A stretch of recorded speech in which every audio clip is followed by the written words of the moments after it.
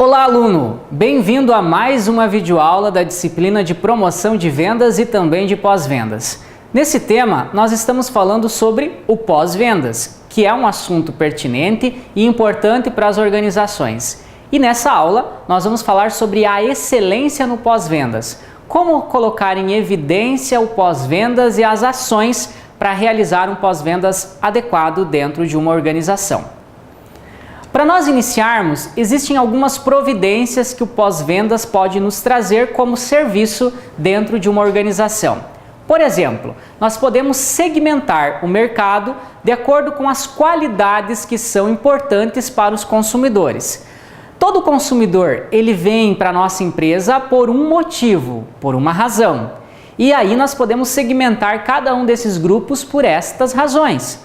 Alguns vêm por preço, outros por prazo, outros por atendimento, outros pela diversidade dos produtos e assim respectivamente. Então depende muito do tipo e do grupo de clientes, mas eles vão vir obviamente motivados por alguma razão e por alguma necessidade. Também um outro serviço que o pós-vendas pode nos fazer é comparar a nossa oferta com a nossa capacidade de atendimento ou de serviços em relação aos nossos concorrentes. Essa comparação ela é importante, porque nós podemos mensurar o nosso nível de atendimento com aquele que o meu concorrente está fazendo. Nem toda empresa consegue mensurar e fazer isso, mas é importante porque ela consegue chegar a uma dedução. Será que eu estou fazendo bem? Será que eu estou fazendo adequado? Será que o meu concorrente não está melhor? E de que forma ele está melhor? Então a gente pode fazer essas perguntas e obviamente fazer essa comparação. Outra ideia seria entender por que existem algumas limitações nos canais de marketing. Lembrando, publicidade, propaganda, vendas diretas, relacionamento público e assim por diante. Quais que seriam essas nossas limitações? Por que a gente não consegue vender em alguns canais? Por que outros canais vendem mais? Então a gente consegue mensurar através de um pós-vendas por que alguns se destacam a mais do que outros. E por fim, desenvolver um sistema de precificação. Precificar não é apenas atrelar preço a uma mercadoria, mas também entender o valor que aquela mercadoria tem para o consumidor. Muitas vezes o produto vai ter um valor X, mas a necessidade do consumidor vai ser Y.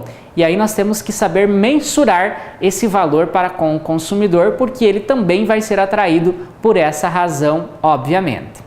Existem também alguns critérios de ações que nós podemos destacar para colocar em prática esse serviço de pós-vendas nas organizações. Essas ações elas estão destacadas em gerenciamento de contatos com os clientes. Então a gente pode criar um departamento na empresa ou um grupo na empresa para entrar em contato com esse consumidor. Pode ser via telefone, pode ser via e-mail, via aplicativo, via site, enfim, e via alguma ferramenta que a empresa disponibilize para nós conversarmos com esse consumidor. Outra ação que a empresa pode adotar é estruturar a empresa para estar mais voltada ao cliente. Será que as empresas estão voltadas ao cliente ou estão voltadas ao faturamento delas? Quando elas se reposicionam e ficam focadas ao cliente, o faturamento só tende a crescer. Daí a ideia de pensar também na implantação de um pós-vendas. Outra ação importante seria gerenciar a força de trabalho para atender a demanda. Na sua empresa, você tem funcionário polvo? Você já ouviu falar desse termo? Funcionário polvo é aquele que faz várias funções atrelada à sua função. Imagine um departamento de pós-vendas ligado ao departamento de faturamento, onde alguém vai faturar a nota fiscal, vai emitir a nota fiscal e ao mesmo tempo vai entrar em contato com esse cliente. E talvez esse camarada ainda vai cuidar do financeiro. Isso não é gerenciamento da equipe de trabalho. Isso é criar funcionários polvo que fazem várias funções ao mesmo tempo. Outra ação importante seria construir a competência do seu pessoal. Tem pessoas que são destinadas a se comunicarem a mais com o consumidor. Já outras, elas são muito introvertidas e têm um certo receio de fazer essa comunicação. Nós precisamos construir essa competência junto com o nosso pessoal. porque afinal de contas o cliente ele vai poder falar com todo mundo do setor e em qualquer hora e em todo lugar. Daí também a necessidade de treinamentos constantes para com a equipe. Outra ação importante seria o gerenciamento do desempenho para fim de equilibrar os custos e a qualidade no atendimento. Pós-vendas é um custo? Como você pode observar, a resposta é negativa. O pós-vendas acaba se tornando uma ferramenta para atrair mais vendas no futuro. Mas em um primeiro momento, a empresa acredita que o pós-vendas acaba se tornando um custo. E esse é um erro primordial, porque ela não vai investir nessa ferramenta achando que será onerosa para a mesma. E aí acaba não acreditando uma ideia de relação com esse consumidor em um futuro eventual. Também aqui nós temos as mediações dentro da qualidade no serviço. Eles têm algumas características fundamentais, como funcionalidade, aparência, confiabilidade, durabilidade, recuperação e também o contato. Contato, basicamente, é aquele contato periódico que eu vou fazer com o meu consumidor a fim de trazer para ele cortesia, atendimento diferenciado, personalizado e assim por diante. O contato é algo periódico, mas, como eu falei, não vai ser feito com todo mundo. Você não vai poder falar com todos os seus clientes, mas você pode escolher um grupo e fazer esse contato periódico com o mesmo. Nós também podemos fazer a recuperação, que são algumas falhas que a nossa organização teve em outros processos, e o pós-vendas pode recuperar esse consumidor depois que ocorreram essas falhas, obviamente. A ideia é que não exista, mas se acontecer, você recupera ele na área de pós-vendas ou no atendimento de pós-vendas. Nós também temos a questão de durabilidade, que é basicamente estabelecer os termos e as condições para o atendimento desse nosso consumidor.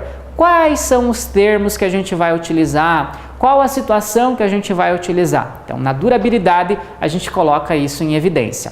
Confiabilidade, cumprimento das promessas realizadas para com o consumidor. Exemplo, você vende um produto com 1 ano de garantia. O produto estraga aos 6 meses. E aí, você não oferta um serviço de duração ou de recuperação ou de reconstrução desse produto ou dessa mercadoria. Você está perdendo a confiança para com esse consumidor. Então, tome bastante cuidado com esse quesito da confiabilidade. O pós-vendas ele trabalha muito nesse quesito também. Aparência, estética, informação, website, telefone que não funciona. O pós-vendas ele vai receber muita ligação por isso. O site que travou, o e-commerce que não funcionou. A pessoa que vai trabalhar no pós-vendas ela precisa ter informação para dar essa informação ao consumidor também. E por fim, funcionalidade, onde a gente pode trabalhar com os juros, os termos de condições, os parcelamentos, as formas de venda que a empresa adota. Como vocês viram, existem aí 6 ou 7 grupos aonde o pós-vendas pode trabalhar.